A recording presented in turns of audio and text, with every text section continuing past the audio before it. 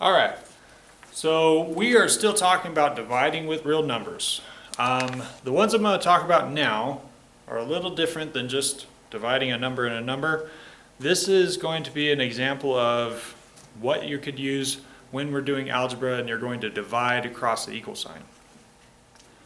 For example, well, let me show you what we're talking about first. So I have 36x minus 24, and all of that is divided by 6. Okay? So all of that divided by 6.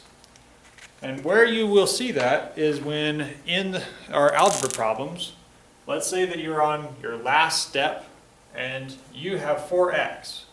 In order to get that x to be by itself on this side, you will have to divide by a 4 on both sides of your problem.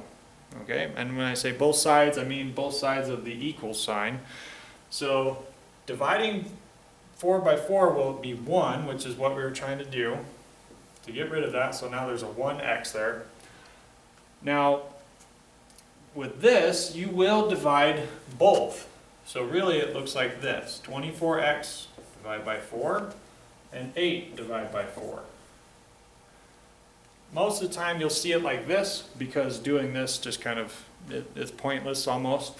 You can do it, but keeping it this way, for me, is a little bit more appealing to keep it, not to get confused.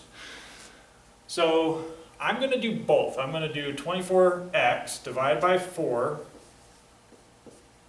okay? And I'm going to do 8 divided by 4. And there you go. So now I have x equals 6x plus 2. Now you would, of course, continue to solve that, but I just wanted to give you an example of that. Let's go ahead and try a few of these examples. Now, I just gave you that idea of how to do that, so if you can, pause the video, write these down, try them using that example, and then you'll see how we do.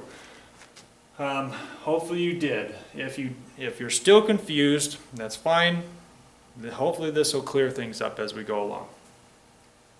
So, we have 36x minus 24 divided by 6. So, 36 divided by 6 is 6. Drop your x down here. And now I have negative 24 divided by 6. It's negative 4. Now, at this point, there's no equal sign. You can't solve it any farther. And for these particular problems, that would be your answer. Okay. Once again, this would fall under your simplifying expressions. So this one is a little different. So now I have 2, so the 2 is smaller than 4. Now you can change it just a little bit. So it's 2 over 4, and then you have 8 over 4. All right. 2 divided by 4 is actually, so it's a negative 4, so it's actually 1/2 x. Sometimes if the number on top is smaller, you'll end up with a fraction, which is fine. You need to get used to it. Now I have negative 8 divided by a negative 4, and so negative divided by a negative is a positive number. 8 divided by 4 is 2. And it's okay to leave that 1/2 x just right there.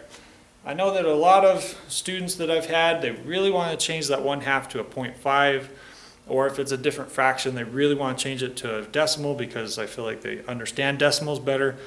But in the future, you're going to be using those fractions in graphing, and you probably want to leave them as fractions and try to understand those as you go along.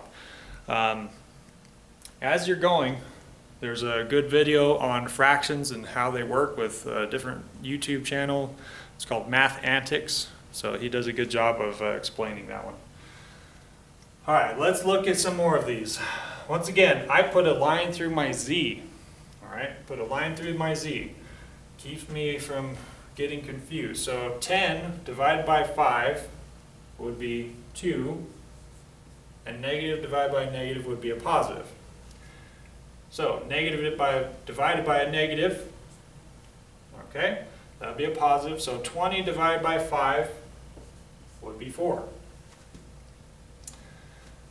All right, hopefully you're doing good. If you're making it through these, then you're doing great.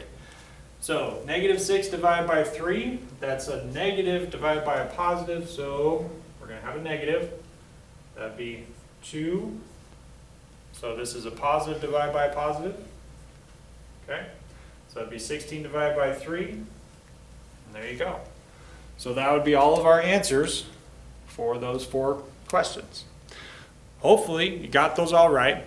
What I would suggest doing is I would go back, try those problems again on your own, and then see if you can get those answers. If you can't, try them again. Mastery takes practice. You're not going to be good at math if you just try it once and throw in the towel and be done. Okay, so keep trying. It will come to you. All right, and the more practice that you do, the better you'll get. All right, we'll see you in the next video.